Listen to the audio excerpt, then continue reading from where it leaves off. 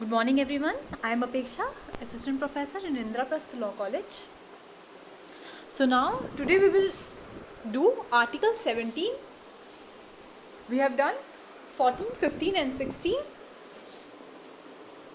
So Article 17 talks about abolition of untouchability. So let us understand what is this article. It talks about, it is a fundamental right. It is given under part 3rd of the Constitution, Indian Constitution. So untouchability is completely abolished and its practice in any form is forbidden.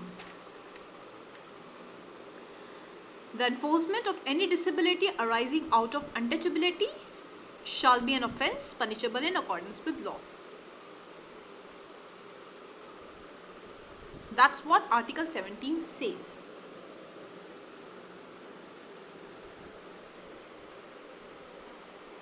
Right? Untouchability की बात करता है ये, उसके abolition की बात करता है. अनटचबिलिटी इज अबॉलिश्ड और उसकी कोई भी प्रैक्टिस वो फॉरबिड करी जाती है. And if there is any enforcement of any disability which is arising out of that untouchability, practicing that untouchability, तो उसको एक ऑफेंस माना जाएगा जो कि पनिशेबल होगा अकॉर्डिंग्स विद द लॉ. वो लॉ क्या है, किस तरीके से वो पनिशेबल होगा, किस एक्ट के अंदर होगा, वो सब हम आगे पढ़ेंगे. So here you just understand what is untouchability. अब अनटचबिलिटी कहाँ है ये डिफाइन तो नहीं करा गया है, लेकिन कुछ केसेस में it is said what does this word under article 17 untouchability meant, but it is not defined anywhere in Constitution. So Article 17 of Indian Constitution mainly deals with the account of untouchability. This article puts restrictions and prohibit the practice of untouchability. कोई भी ऐसी practice अगर होती है तो उसको prohibit करता है Article 17, and it ensures that untouchability is eradicated in all forms. Any kind of disability that is arising out of untouchability is considered as an offence. अब समझते हैं untouchability का मतलब, जो कि Jai Singh versus union of India और Devaraji versus B Padmana Rajasthan high court में और मद्रास हाई कोर्ट में, इस केस में राजस्थान हाई कोर्ट और इसमें मद्रास हाई कोर्ट ने कहा था that the word in Article 17 which is untouchability, ये inverted commas में यूज़ करा गया है हमारे आर्टिकल में. It is used in inverted commas. So इसका मतलब क्या है? It means that we cannot give literal or grammatical interpretation of this word.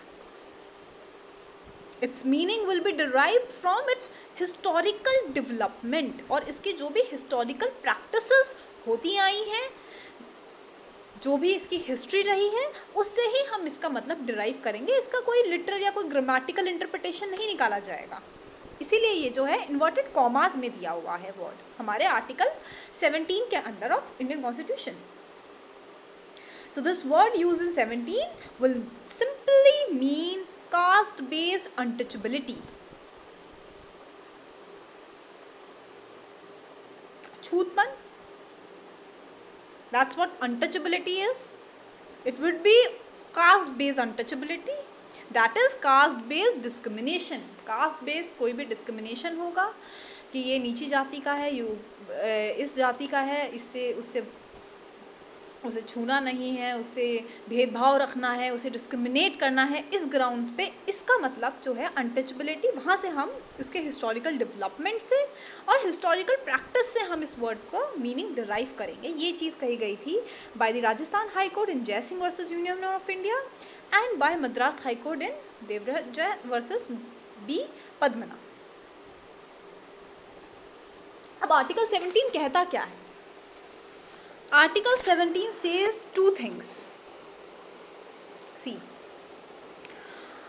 हमारा आर्टिकल 17 दो बातें कहता है. क्या हुई वो दो बातें? पहली,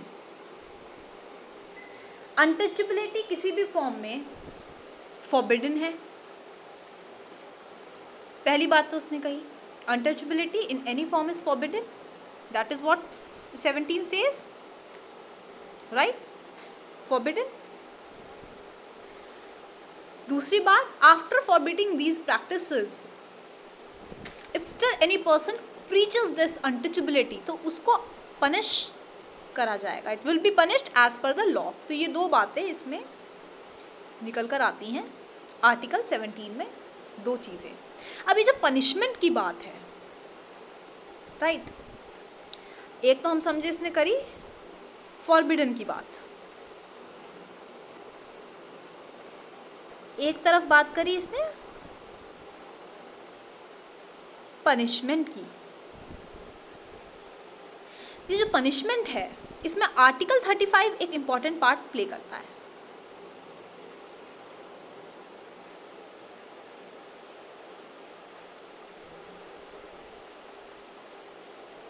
क्या कहता है हमारा आर्टिकल 35?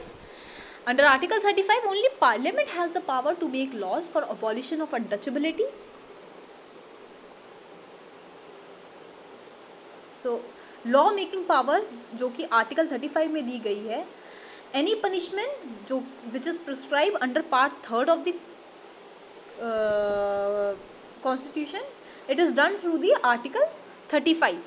कोई भी ऐसे प्रोविजन जिसमें ऑफेंस की बात करी जा रही है कि वो ऑफेंस पनिशेबल होगा in accordance with law and so on, तो उसमें पार्लियामेंट को पावर है ऐसा लॉ बनाने की। So the parliament has power for making laws for the abolition of untouchability. तो इस punishment के article 17 में article 35 also plays a part under punishment. तो दो चीज़ हो गई, आर्टिकल 17 कहता है कि anybody practicing this untouchability shall be punished, इसने सीधी सीधी ये बात कही।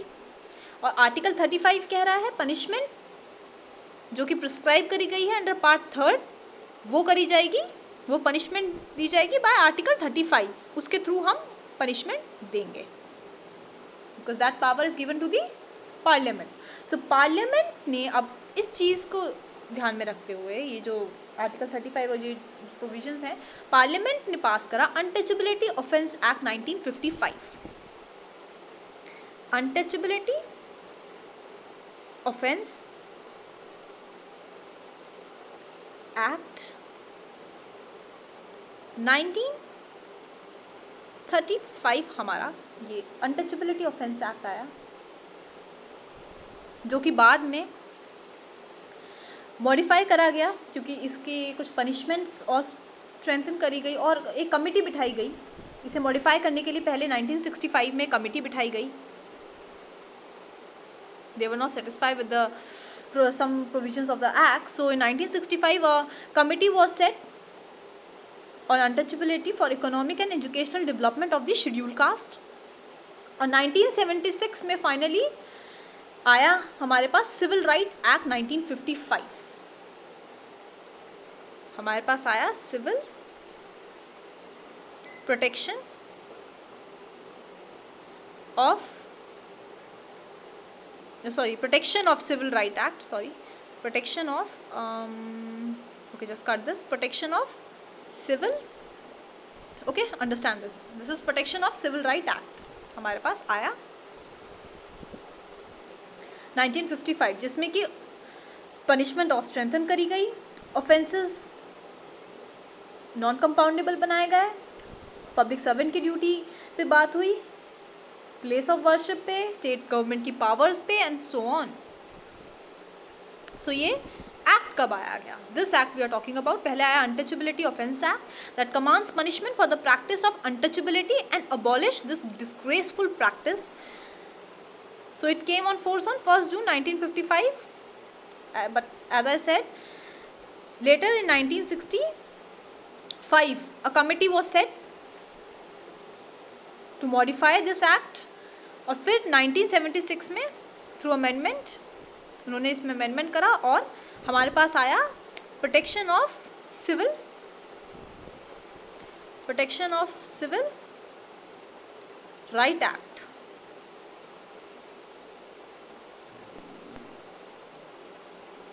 1955 में हमारे पास ये एक्ट आया, राइट। पहले समझते हैं what is this untouchability act. So article 17 of Indian constitution eliminates the practice of untouchability and the Untouchability Offence Act 1955 addresses this practice, a punishable offence. It also commands penalties for the enforcement of any kind of disability that is arising out of, so punishable बनाता है, penalties की बात करी गई है. This act was passed in Indian Parliament for eradication of all sort of untouchability, perfectly fine. Then the punishment imposed in this act is 6 महीने की और 500 रुपये इस तरीके का फाइन वगैरह था. But then later as I said कि ये इसमें पनिशमेंट और स्ट्रेंथन कर दी गई.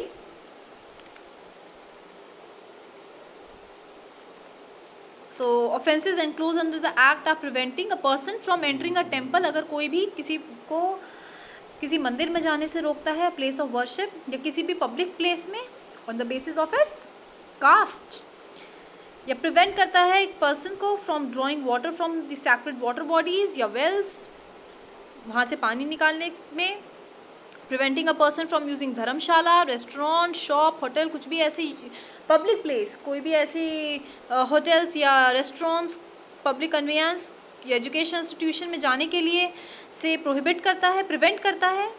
Denial of the usages of the road, river banks, ये सब यूज़ करने के लिए भी अगर प्रिवेंट करता है तो वो सारे एक ऑफेंस होंगे, वो सब एक ऑफेंस माने जाएंगे under this act.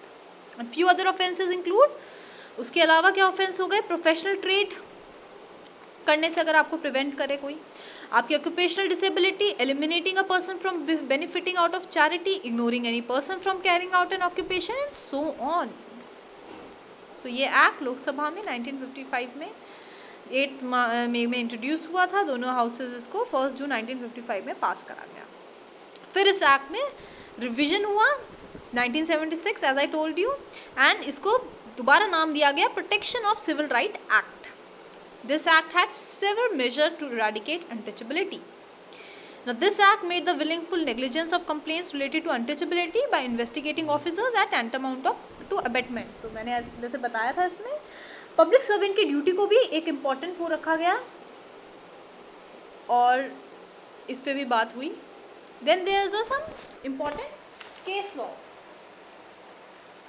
which we will be doing. So basically ये वाला जो पॉइंट है आर्टिकल 17 पब्लिक सर्वेंट का जो ड्यूटी की मैंने बात करी है, article 17 imposes a duty on public servant to investigate such offence, right?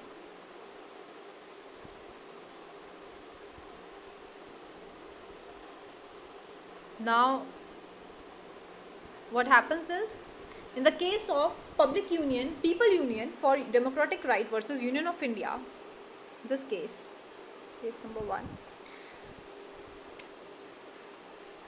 इस केस में कहा गया, it was said that article 15 clause 2 and article 17 ये दोनों ही प्रोटेक्शन देते हैं स्टेट के against plus against private individual as well. Private individual की भी बात करी गई कि उसके अगेंस्ट भी ये प्रोटेक्शन देते हैं. Then came state of Karnataka versus Appa Balu Gale. इसमें भी कहा गया कि आर्टिकल 17 का ऑब्जेक्टिव की बात करी गई, that it is on the basis of caste and religion all the disability या कोई भी रिस्ट्रिक्शंस या कोई भी प्रोहिबिशंस जो कि रिमूव करे, which can be removed, right.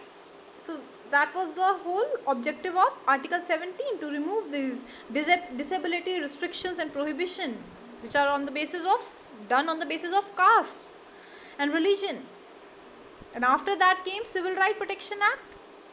This is a very important legislation. After Civil Right Protection Act came this SC/ST Prevention of Atrocities Act in 1989.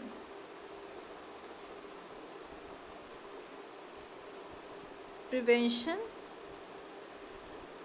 of Atrocities Act 1989. So this act gives more protection against the untouchability. ये और ज़्यादा protection दिया. So these all are the acts which came. SC/ST Prevention of Atrocities Act आया, हमारे पास Civil Right Act था, Protection of Civil Right Act जो कि 1976 में आया. उससे पहले हमारे पास था Untouchability वाला, जो कि ये रिवाइज करके ही सेम चीज़ थी. So these all are the acts and case laws related to the untouchability, this abolition of untouchability, Article 17, and is an important part. So let's just conclude it. That's it for the Article 17. Now untouchability पे ही पूरा article है. ये एक fundamental right बनाया गया है और offences के लिए एक्ट बना दी गए पनिश करने के लिए उनको. अगर कोई भी ऐसे प्रीच करता है तो फिर उसके लिए एक्ट बनाए गए हैं. Making it a fundamental right, giving such punishments is a major step for eradicating this untouchability, as untouchability is a social evil of this Indian society, right?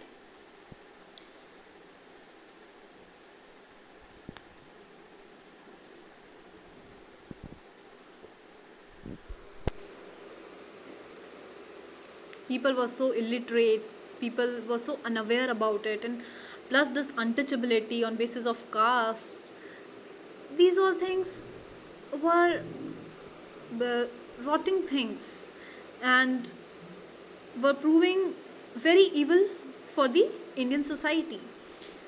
To eradicate such things, we needed this article, Article 17, and to bring it into fundamental right was also very important. So that's it. In Article 15 we have done the same, right? What does Article 15 says? That no person can be denied access to the public restaurant, shop, hotel, this and that, and the discrimination on the basis of 5 grounds. और untouchability की यहाँ पे बात कर रहे हैं तो इसमें ये बहुत इंपॉर्टेंट है कि अनटचेबिलिटी का मतलब क्या है, जो कि डिफाइन नहीं करा है, लेकिन 2 केस में एज आई सेड बताया गया कि अनटचेबिलिटी का कोई लिटरल या ग्रामेटिकल इंटरप्रिटेशन नहीं होगा. हम उसको उसके हिस्टोरिकल जो भी हिस्ट्री में रहा है उसकी हिस्ट्री से, डेवलपमेंट और उसकी प्रैक्टिस से ही हम उसका मीनिंग डिराइव करेंगे. सो these type of rights are given in the plain list of this fundamental right and are important. And in the next one we'll be doing about Article 18, abolition of titles. So that's it for this. After Article 18 we'll do Article 19. So thank you.